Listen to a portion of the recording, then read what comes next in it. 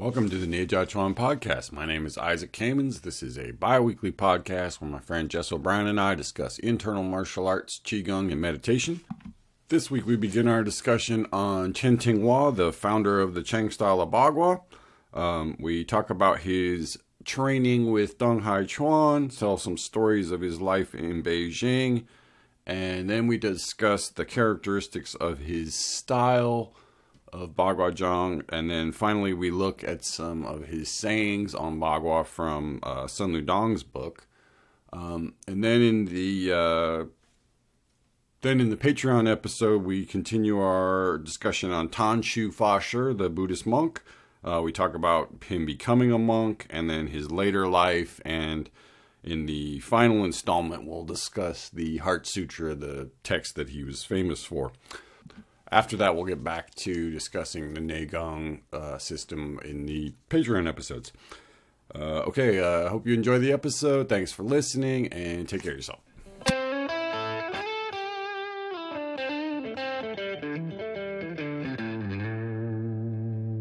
Welcome to the Neijiaquan podcast with Isaac and Jess. Today, our topic is the famous Bagua master, Spectacles Cheng Tinghua. He taught in Beijing up until the year 1900. Today, he's one of the teachers whose students went on to spread the most throughout the martial arts world. So his style is very well known, and there's a lot of different versions of it out there. And so he's sort of a very central figure to the world of Bagua. So we wanted to take a few episodes to talk about him and his life, his teaching, and some of his teaching and practices that he passed on. I'd like to start with this article written by Liu Jingru, 1999. He gives a biography of Cheng Tinghua. Cheng Tinghua was from Shen County in Hebei. He was born in 1848 and died in 1900 at 52 years old. In Mr. Cheng's early years, he practiced shuaijiao, wrestling, and Shaolin. As a result of someone's recommendation, he asked to join Neijiaquan's Bagua school. He deeply got the pure essence and spirit of Bagua Zhang. Mr. Cheng was a large and strong man. He had an eyeglasses shop in Beijing. Therefore, people all called him Spiritual Strength Eyeglasses Cheng. So one thing I wanted to pull out of here is that here is his nickname, Spiritual Strength Eyeglasses Cheng. I hadn't heard that one before. Eyeglasses is always his nickname. But here it's added on there, Spiritual Strength. I'm not sure what the Chinese is there, but it's something to do with, he's clearly a man of spirituality as well as a martial artist. Mr. Cheng had a lot of students, according to this article here. The one I wanted to pull out is that he mentions Guo Tongde as one of the students of Master Cheng. And you and I had seen his name in the Power of Internal Martial Arts book listed on the lineage list of Grandmaster Liu Hongjie. Here's Guo Tongde. The article says, Guo Tongde sold steamed buns to make a living. Men called him Steamed Buns Guo. And that's the name that's in Power of Internal Martial Arts. Right. And Liu Hongjie's classmate, Zhu Baozhen, lists Guo Tongde, a.k.a. Steam Bun Guo, as the teacher of Zhu Wenbao, who was Liu Hongjie's teacher and really the first meditation teacher he had, Bagua meditation teacher he had as a youngster. So those are two names that appear in Power of Internal Martial Arts that we haven't been able to find a whole ton of information about, but their names do come up here and there. And this is the only place I've seen the two of them mentioned in the same sort of, in the same place. It's except for Power of Internal hasn't. Yeah, except for Kumars. So we don't have a ton on Steamed Buns Guo, but here And Liu Jingru is the current sort of head of the Beijing Bagua. He's certainly the most decorated and most senior Bagua master, yeah. And he was friends with this Zhu Baozhen guy who was Liu Hongjie's sort of younger brother, classmate. So there's all this connection between these two groups. Right. There's so many names going back and forth. And as we keep running across them, you keep just getting the sense that it's a very small community. The Bagua world is a lot in the 1920s and 30s is a pretty small group. They all are pretty closely connected. And there could be a couple big factions but there's a lot of crossover between them. In Frank Allen's book, he has a photograph of Liu Jinglin sitting with Liu Hongzhi, and in the far row in the back is Zhu Baozhen, and standing next to Zhu Baozhen is a young Liu Jingru. I don't know what the occasion of this event was, but it was just, they were all at the same place at the same time, and someone took a picture, but it just clearly shows it was a small group of individuals by that period. I think always, really. Agreed. One of the best biographies comes from the Baguazhang Journal, the January 1993 episode, volume 3, number 2. And so Dan Miller writes about Cheng Tinghua here. Born in 1948, he's the third of 4 brothers, and becomes fond of martial arts in his youth, as they usually do. And he left his hometown and went to Beijing to apprentice with a gentleman who made eyeglasses. Intent on improving his martial arts skill, Cheng also began to study Chinese wrestling when he arrived in Beijing. At this period in history, Chinese wrestling was very popular martial art, and the best wrestlers in Beijing were employed by the emperor as bodyguards. Everywhere the emperor went, wrestling experts would escort him. So Cheng Tinghua was thinking, if I get into this wrestling thing, I might have an in to get in with the big time martial arts of the time. He was not a big name in the martial arts world yet. However, most martial artists in Beijing knew of him and knew he was skilled at Shuaijiao. So he built up his basis in Shuaijiao. And I think people will say today that the Cheng style of Bagua includes standing grappling techniques and leg sweeps and throws that are common to use in Shuaijiao. And even some Bagua people still practice Shuaijiao and compete in Shuaijiao because it's such a closely related martial art to the Cheng style of Bagua. So after doing all this training in wrestling, Cheng at some point makes contact with the founder of Bagua, Dong Neijiaquan. So it says here that in 1870, Dong Neijiaquan had become very well known in Beijing. In 1876, Cheng Tinghua sought out Dong in order to improve his skill. So there's nobody sure how it happened, but he may have befriended some of the other students and then got a meeting with Dong Neijiaquan. And Cheng is 28 years old at the time. When the two first met, Dong asked Cheng to use his Shuaijiao against him. Cheng made several attempts to attack Dong, but was never able to even lay a hand on him. Cheng knelt down and asked Dong if he could become a student. At this point in time, Dong had not accepted many Bagua students.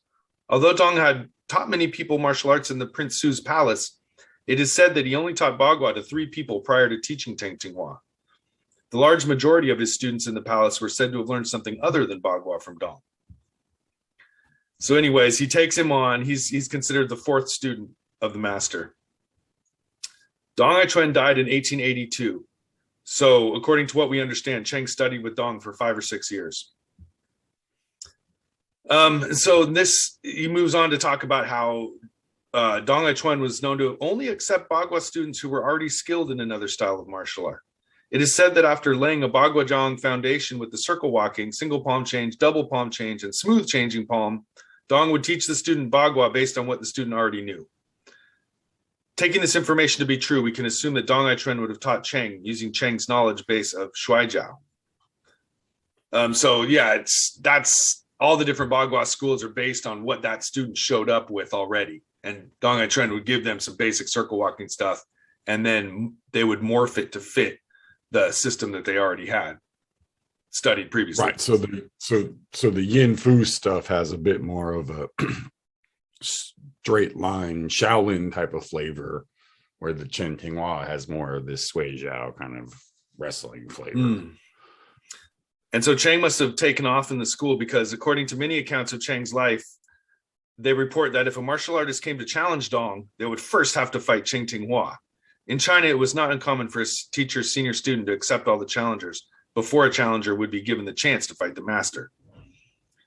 So he becomes sort of the school mascot, front door guy who takes on the challenges, which is a place of honor for a martial arts student. Right. That's usually a position for sort of the young up and coming fighter of the young badass gets to be the guy who deals with all the new visitors. So the article goes deeper into the link that is forged between Xingyi and Bagua. We've talked about that a lot during our discussion of Sun Ludong, because he's a product of that connection between Xingyi and Bagua. It says here that this connection began most likely when Cheng Tinghua and his friends Li Cunyi, Zhang Jiaodong, Liu Dequan, and Liu Weixiang got together to compare styles and learn from each other. So I guess Cheng must have been pretty open-minded to get together with all these guys and work together. So the other Xingyi guys were all from the Liu Qilan school. Cheng Tinghua was a very open martial artist who would teach his Bagua to anyone who cared to learn it. He enjoyed meeting other martial artists to compare styles and share the techniques and theories of martial arts. So he just liked to do it for the fun of it. He wasn't one of those sort of rigid, mean-spirited types. It sounds like he was pretty open. And maybe that's why his style became so widespread, whereas maybe some of the other students were a little more private or jealous of their art. Or just kept it in, as they say, kept it in the family and weren't into teaching it to anyone who showed up. So it says here that it was in 1894 that Cheng Tinghua and his friends Liu Dequan, Li Cunyi came together to form an organization to help improve the level of their art. So 1894, 18 years before the forming of the Esteeming the Martial Society that we've run across a couple times. So clearly this is the early phase of that movement towards bringing internal martial arts together under one umbrella. Next, we move on to some anecdotes about Cheng Tinghua. So here it says Cheng Tinghua would wear a 10-caddy vest of iron when he practiced Bagua and when he was at work during the day. They also said that Cheng would practice his crashing palm for hours by striking a heavy bag of sand which hung from the ceiling. He liked to practice his Bagua while carrying a tub of water around in one palm and could do it without spilling the water, running out of breath, or getting red in the face. So it sounds like he had a man of great strength and physical ability. There's one story where he apparently would sit when he was doing the eyeglasses, and he would stand on one leg with his other leg sort of crossed over his thigh and sit on an invisible chair. His leg strength is just so massive. Just do that all day long. Which is interesting because one of the techniques of Bagua is to be balanced on one leg and to take an empty step as you walk. Your foot extends without putting any weight on it. You've really got to have that single weighted just post that you stand on when you walk in Bagua. It really helps create the stability. And there's that tradition also of doing it with weights and weapons and things like that to give you a bit more girth when you're walking, so your legs have to do even more strengthening. Yeah. Cheng Tinghua was attacked by 4 wrestlers who taught wrestling in the Forbidden City. When Cheng was walking near the moat just outside the Forbidden City walls, the wrestlers jumped him. Cheng avoided the attack and then one by one threw each of the wrestlers into the moat. Let's see, any other good ones here? Just some big strong men came to challenge him. There's a couple different stories there about different guys who came, and then he would defeat them without hurting them, and then oftentimes join up with the school. And the punchline being that all these younger guys were eating him out of house and home. Like each student he would take would stay for months and eat all his food. There were a lot of Xingyi, for example, guys we've talked about that trained with Cheng Tinghua frequently showed up as Xingyi guys and to test their skill, and then Cheng would toss them around, and so they would bow to him and learn Bagua from him. And it was just kind of this thing. This gang. And the senior ones he would sometimes take to meet Neijiaquan, it says as well. Right. And then there was also this friendship level of it with like Li Cunyi and Zhang Zhengqi, and I think a few others who he would sort of bring with him to meet Deng eventually. So here the article ends with Cheng Tinghua's death, killed during the Boxer Rebellion when the 8 foreign armies invaded Beijing in 1900. He saw the invading armies come to Beijing. He swore to defend his country from the enemy. He witnessed the German soldiers killing civilians, burning and plundering without restraint. Full of anger, he approached a German patrol alone and attacked them with knives he had hidden in his clothing. He killed 8 to 10 of them, but as he was fleeing the scene, he was shot. So he managed to take out 8 to 10, which is, that's pretty decent. A tragic end. Must have been pretty good to take out 10 armed guys with just knives. Yeah. That might be slightly exaggerated. Next, we wanted to look at some of the words of Cheng Tinghua, some of his, slogans, his quotes, his teaching formula. His student Sun Ludong wrote this Bagua book in 1917. And chapter 23 on time and place in Bagua boxing's training for spiritual transformation, he quotes some of the words of Cheng Tinghua. Cheng Tinghua on the usage of swimming body Bagua Zhang. So swimming body Bagua Zhang is the name given to that style of Bagua, right? That his style was known as the swimming so body. Yu Shun is the Chinese word. Yu Shun is swimming body. And sometimes they say Yu Long, which is swimming dragon. But here they use the term swimming body. I suspect it has to do with the smoothness of those Shuai Jiao arm movements. Is that what you think might be the name come from? That's exactly it. Is the more circular nature of it gives it a bit more of a, looks like you're swimming. And a lot of value is placed on the smoothness and liquidity of your movements, as opposed to some Bagua styles that have more hard chopping and more sharp feeling. Crisp motions. Yeah, they have that kind of snappy. So something about that swimming body is a big part of this Cheng style Bagua. So here's what Cheng Tinghua says. Sometimes sticking, sometimes yielding, sometimes expanding, sometimes contracting, sometimes separating, sometimes nearing, sometimes crashing in, sometimes coming away. Suddenly disappear, suddenly appear. Sometimes suddenly separating so that you are apart from each other by more than 10 feet, then suddenly returning, closing right up in front of his eyes.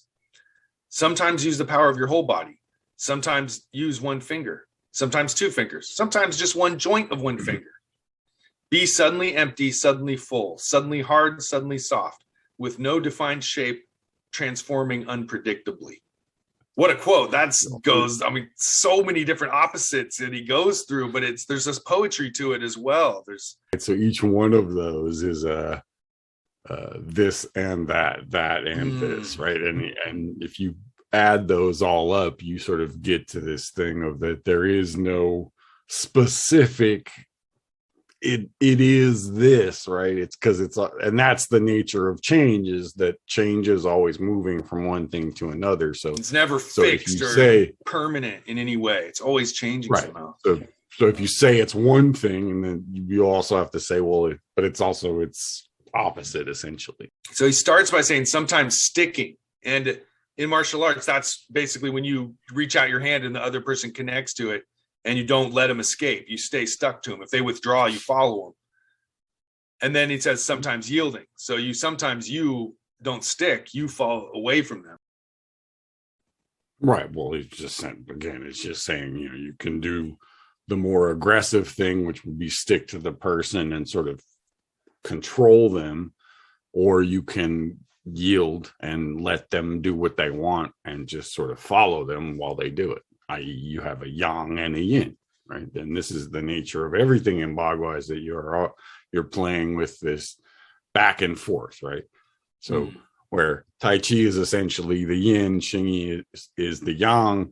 Xingyi has yin things, it has yang things, but it, as a general rule, isn't playing with that gray area in between so much. Same goes for Tai Chi. It's you can do a yin thing, you can do a yang thing, you can do a yang yin thing, you can do a yin yang thing, but there is this certain separation where Bagua works with what they sometimes refer to as smooth energy, which is where all of the things that can combine from taking yang and yin and mixing them together, that gives you all the rest of the possibilities for change. This is the I Ching part of Bagua Zhang, right? So I think what he's doing is he's laying out essentially, like in the I Ching, it's generally done as opposites: heaven and earth, fire and water, right? And so you're sort of getting physical examples of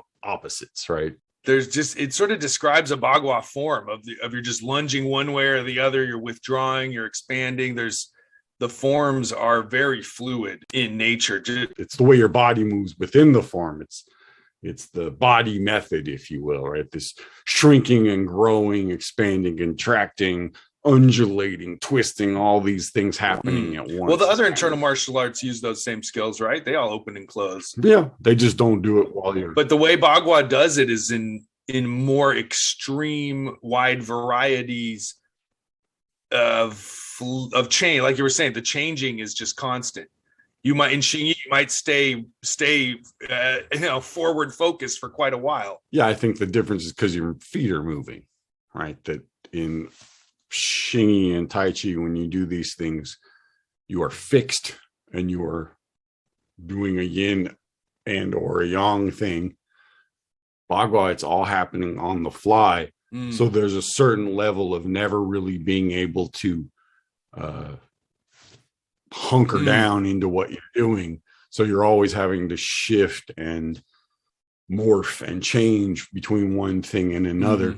And your stability comes from within your ability to change without getting stuck, not from stopping and doing something and then doing another thing and stopping. And you're taking so many steps, like your opportunity to change is constantly there. Every single time you step, you could potentially change directions in a big way. So it lends itself to that sense of just continuous changing. Well, one other thing here that I thought was worth mentioning is the power of your whole body. Sometimes you use as little as just one joint of one finger. I assume he's talking about sort of a whole body connected power where even just one joint carries the weight of your whole body behind it somehow. So the final thing he says, you're suddenly empty, suddenly full, suddenly hard, suddenly soft, transforming unpredictably. I think transforming unpredictably is a very good way of describing everything we've been sort of walking around here. And I think transforming must be the word bianhua, which comes up in Bagua discussion. Transforming hua, I think hua is the word, means to transform. Bianhua. I don't know exactly what it means in English, but I know it means that sense of continuous change, continuous flexibility, you're never stuck in one place. So every time something comes from the outside towards you, you can adapt to it quite effortlessly because of your ability to transform what happens inside yourself. Continuous change, constant stability. Something in you has to be continuously solid, even though you are constantly changing and moving. So you never get the chance to put your feet down and plant yourself. Yet you always have the sense that if you had to, and you do sometimes, you can stop and be stable, right? But you have a structure, even if you're moving. Yeah. So in any microsecond that you were to break it down, you would be stable. Now that's challenging, but that's the goal, is that through your movement, you gain stability. Through your change, you gain constant stability. And it's flexibility just weird, and stability together at the same time. It's a very Taoist concept, right? That through chaos and uncertainty, you find comfort and center, right? So the whole thing of Bagua is that as all these things are swirling and changing around you, you just can still be walking the circle and changing direction and not getting. So rather than running away from uncertainty, you kind of embrace uncertainty by just walking continuously, where anything could happen at any given moment. You just embrace that and be like, I'm just going to face this straight on rather than trying to like mitigate against it. Yeah, I like the thing in Sun Ludong's book where he talked about you're a log or an object floating down a river, right? The log has no control over the fact that it fell in the river. And once it's in the river, all it can really do is try to flow with the river. There's no other option. And so the sense of Bagua is that your movements are happening within this constant state of change, right? i.e. walking. And you have to find a way of being stable, even though things are not stable. So the next section we're going to look at comes from the Sun Ludong book of 1916, translated by Brennan. It comes from the words of Cheng Hua. Obtaining the firmness of the ground, you have essence or solidity. Obtaining the clearness of the sky, you have soulfulness or emptiness. Obtaining both, you have then achieved spiritual transformation. If you are practicing with such a goal in mind, you must pay attention to the time and place, the weather and direction. So this is an interesting paragraph. It speaks to, we spent some episodes talking about this concept of emptiness that keeps coming up in Cheng Tinghua's Bagua. And he associates it with the ground, and the earth is the solidity, the essence. And then the sky he associates is with emptiness. And then spiritual transformation means bringing them both together. Right. Well, this is back to Taoist alchemy, right? You have heaven and you have earth, and then you have man in the middle. So the whole process is to take heaven and earth and mix them through the vehicle of your body, right? So you're achieving this spiritual transformation by means of flowing with heaven and earth. And actually accessing those things, he doesn't necessarily give you any step-by-step training here.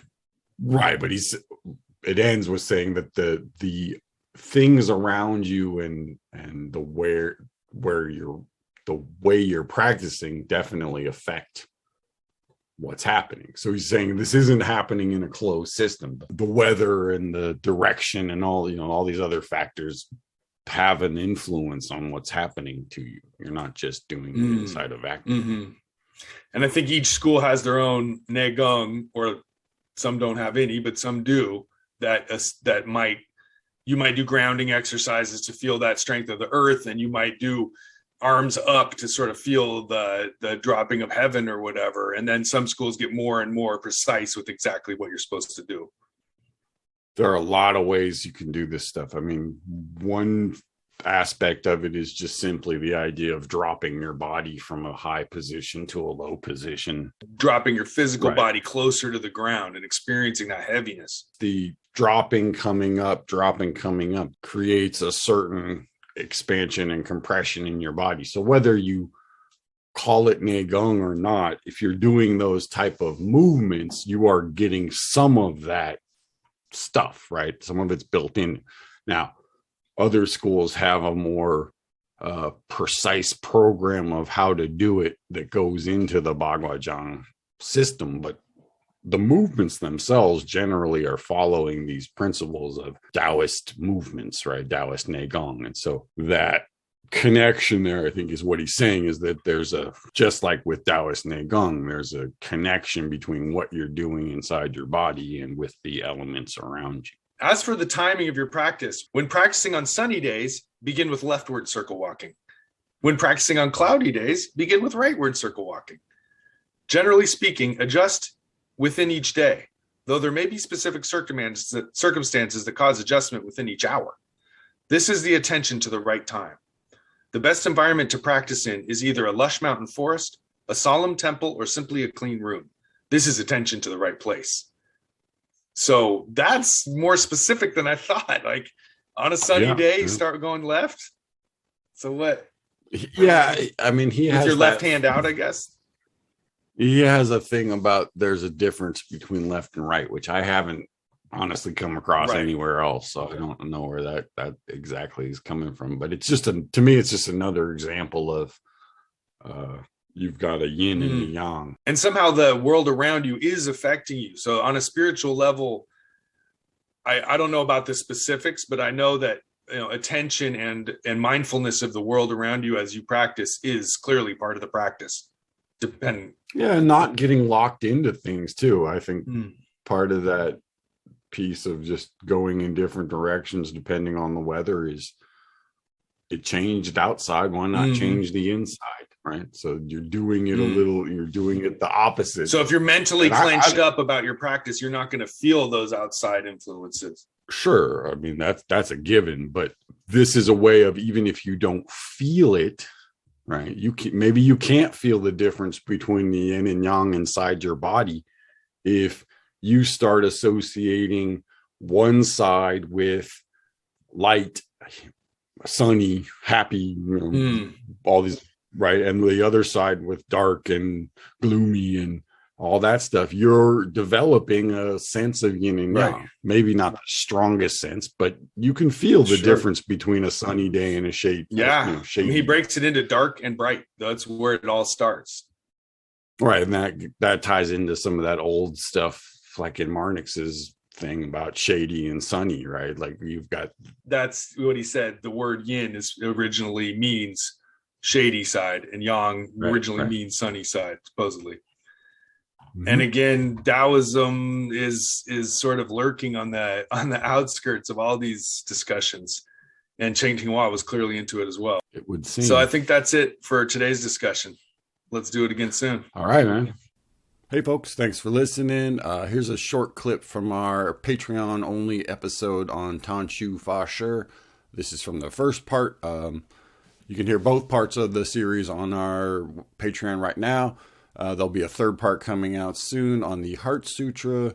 Also on the Patreon, we have interviews and training sessions and other exclusive content. So check that out. Also, leave us a review on iTunes. Check us out on Instagram for images to go along with the episodes. And take care of yourself. Tan Shu insisted that from birth he was singled out as having a special fate, destined to become a Buddhist master. He was slow to speak as a child, and when he did utter his first words, they were not mama or papa, but chizai, to keep strict vegetarian diet prescribed by Buddhism. 2, then 3 years went by, and still the boy said only, keep vegetarian, over and over. Frustrated and concerned, his mother took him to a neighborhood woman with a reputation for wisdom. The woman declared that the child had taken Buddhist precepts in an earlier life and was attempting to keep them in this one. So then it goes on to explain how hard it was to feed a child on a vegetarian diet in the middle of these war-torn conditions, and just how everything about his life was just off to a bad start, basically. But he did survive his childhood. He grew up with very little schooling in this rural village. So he went through a lot of different experiences. There's a moment in his life that stands out as a big moment of shock to him, is when his friend, his same age, dies right in the day after his wedding, when they're late teens. After I saw him for the last time at the funeral, my heart was as if stabbed. I returned to my home so grief-stricken I could barely stand it. I thought, people suffer because they never know what moment they may die. My classmate had been only 2 years older than me, with a new wife and good circumstances. Why had death come so quickly to him? Was there nothing we could do to protect ourselves from illness? Once we became sick, was there nothing we could do to stave off death? These thoughts dominated my mind. So the death of his friend really started him on his religious quest of wondering, what is death? Why is this happening? How, is this inevitable for all of us?